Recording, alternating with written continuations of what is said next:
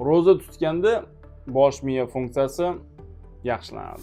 Gap shundaki, odatda biz kundalik hayotimizda energiya sifatida glyukozadan foydalanamiz. Glyukozani biz uglevodlardan olamiz. Glyukozani yoqilg'i sifatida yoqib, organizmimiz energiya oladi.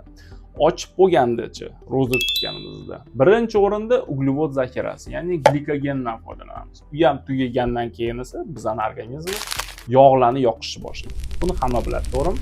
Ana o'sha proses davomida organizmda keton tanachalari ishlab chiqariladi. Keton tanachalarining ichida bittasi bor. Uning ismi beta gidroksibutirat.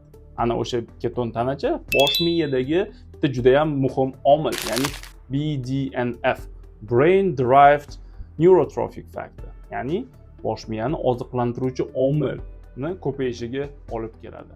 Ana o'sha BDNF faktor bizani bosh miyamizni neyro hujayralarini yaxshilanishiga, tiklanishiga olib keladi. Bu esa o'z navbatida fikrlashimizni, xotiramizni, yangi narsalarni o'rganishimizni, umuman bosh miyani funksiyasini, ya'ni kognitiv funksiyalarni rivojlanishiga olib keladi. Shuning uchun siz ro'za tutganingizda sizni bosh miyangiz rivojlanadi.